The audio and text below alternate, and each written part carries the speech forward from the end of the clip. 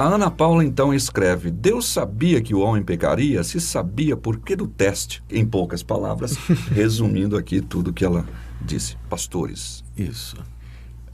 Bom, Ana Paula, nossa saudação. Nós esperamos que esse programa seja uma bênção na sua vida e na vida das demais pessoas que nos acompanham. Essa é uma questão muito antiga, não é? Que nós já ouvimos muitas vezes e que continua voltando.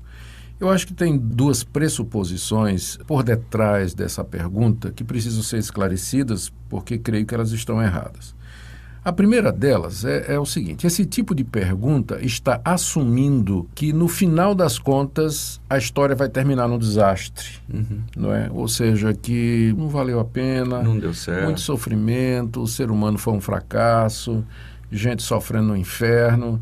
Se Deus sabia de tudo isso, não é nem porque que ele fez o teste, né? Porque que ele criou, né? A raça humana, né? Então, por detrás dessa pergunta está uma visão, eu entendo, defeituosa da história que a Bíblia nos diz. Na verdade, o que a Bíblia nos ensina é que o final da história é glorioso. Exatamente. No final de tudo, Deus vai receber a glória, a um novo céu e uma nova terra. É verdade que haverá pessoas que estarão condenadas por conta dos seus próprios pecados, mas o saldo é tremendamente positivo. Não dá para ler o livro de Apocalipse sem ter essa impressão clara, não é? O livro de Apocalipse e outras partes da Bíblia falam do triunfo final de Deus, do bem sobre o mal, da glória de Deus sobre toda a sua criação, a exaltação de Jesus Cristo, o novo céu e a nova terra. Então, só por isso aí, a gente já tem a resposta. Né?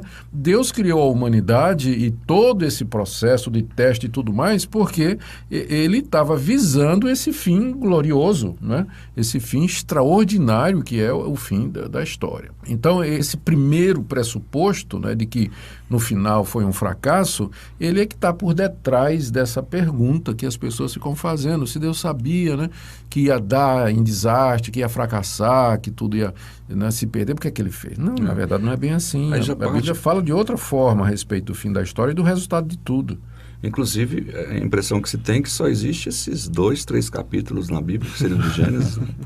Você concorda, reverendo Ronaldo, nessa avaliação, né? Sem dúvida. É preciso ver o todo para compreender, e é por isso que a Bíblia é nos dada como revelação completa do Senhor, em que nos fala da criação, nos fala da queda, mas nos fala da redenção em Cristo Jesus e dessa glorificação final, na qual ele restaurará todas as coisas segundo a sua vontade e seu propósito. A sua glória será manifesta até mesmo em vencer o mal que ele permitiu que entrasse no mundo. Isso aí.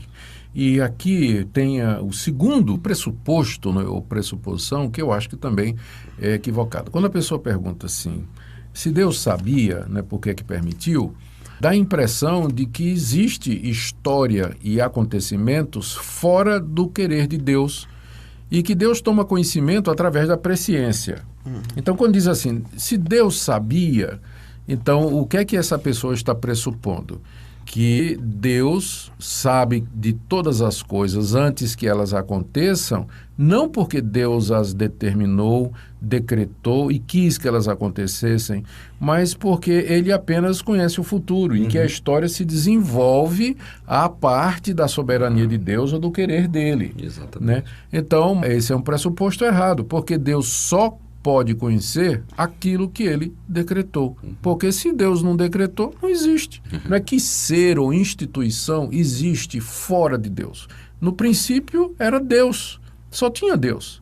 Quem é que deu origem à história? Né? Os fatos, o tempo, o espaço, os acontecimentos, para que Deus, se fosse um observador externo, olhasse, né, e visse, se eu colocar uma árvore ali, então eu estou vendo aqui que Adão vai pecar, né? Que Adão vai cair. Nada disso aconteceu como se fosse fora de Deus. Né? Isso tudo aconteceu porque ele quis que fosse assim. Então faz parte desse plano glorioso que termina com o triunfo final de Deus. Termina com sua glória sendo revelada. O final da história, o final glorioso da história, não é assim um resultado das ações fortuitas e de boa sorte, né, favoráveis que os seres humanos tomaram e que no final acabou dando certo, né? E Deus apenas ficou do lado de fora e sabia disso, né?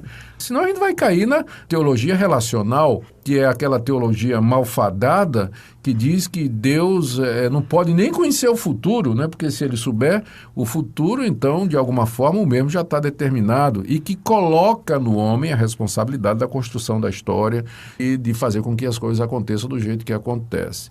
Graças a Deus, essa teologia ela já foi suficientemente refutada, não é? Embora existam ainda alguns adeptos. O Deus da teologia relacional não é o mesmo Deus da Bíblia. Não é? O Deus da Bíblia é onipotente, onipresente, onisciente, infinito. Não é?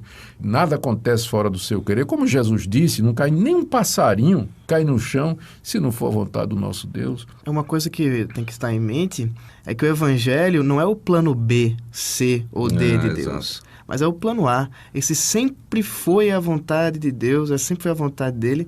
E, portanto, a história, como nós conhecemos, não aconteceu por mera sorte, acaso. Não.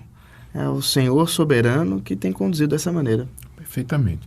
Agora, o que dá um nó na cabeça das pessoas, Nathan, é exatamente onde é que a minha responsabilidade e as minhas decisões, a minha escolha, onde é que elas se encaixam num universo que é guiado por um Deus absolutamente soberano. Essa é a dificuldade que as pessoas têm. E a gente não cansa de dizer aqui, essa dificuldade, ela se dá pelo fato de que a Bíblia, ao apresentar Deus como sendo o Senhor da história, que tudo governa conforme o seu querer, ele faz isso através de meios secundários, através da agência das suas criaturas. Não é? Então, a criatura, quando ela toma uma decisão, quando ela age de um jeito, quando ela faz uma escolha, ela está fazendo aquilo de livre e espontânea vontade. Ela faz porque quer. Ela decidiu. Ela não está sendo violada. Deus não está obrigando ela a fazer isso. Ela faz porque quer. Mas de uma forma que a gente não compreende, ao tomar aquela decisão, ao seguir aquele caminho, ao entrar direito, ao entrar à esquerda, comprar uma gravata azul em vez de uma vermelha, a criatura ela está exatamente onde Deus queria. Só que a gente não entende esse processo. Né? Como é que combina a soberania absoluta com responsabilidade moral? Essa soberania perfeita, total, plena. Mas que, de alguma forma, acomoda dentro do plano que ele estabeleceu decisões livres de criaturas morais. E as pessoas ficam querendo achar uma solução de todo jeito. E a solução que elas mais gostam é negar a soberania de Deus. Aí nega a eleição, nega a predestinação. E coloca tudo na mão dele fica mesmo, na mão do homem, tudo é responsabilidade humana. Essa não é a solução, porque invariavelmente isso vai tornar o homem em Deus, vai expulsar Deus do seu trono, do universo, e no final a glória do homem, quando a coisa for boa. Né? É o homem que vai poder se gloriar de ter construído tudo isso. Deixa eu pegar aqui um exemplo de como essa tensão, né, da soberania absoluta de Deus e que acomoda nos seus planos a responsabilidade moral, fica muito claro. É o famoso caso de Judas. Deixa-me ler aqui em Atos, no livro de Atos, são 2 sermões de Pedro. Né? O primeiro em Atos 2 e o segundo em Atos 3. Olha só como Pedro se refere a esse momento crucial da história, que foi a morte de Jesus Cristo, que é central para a história do mundo, central no plano de Deus, né?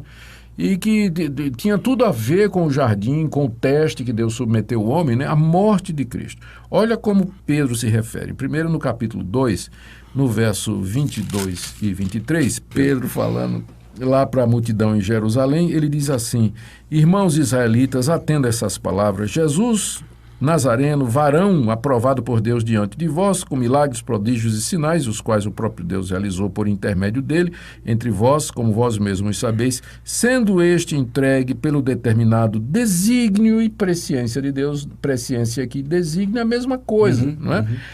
Sendo entregue pelo determinado desígnio e presciência de Deus, ou seja, Deus havia determinado, antes da fundação do mundo, que Cristo seria morto. Aí Pedro continua: vós o matastes, crucificando por mão de iníquos. Ou seja, Pedro colocou a responsabilidade da morte de Jesus na mão dos judeus. No mesmo versículo em que diz que Deus havia designado isso antes da fundação do mundo. As duas coisas estão juntas. Aí ele continua no capítulo 3, outro sermão, em que ele diz assim: agora, irmãos, ele está falando ainda às autoridades judaicas, agora, irmãos, Eu sei que fizestes isso por ignorância. Ele estava se referindo à morte de Jesus.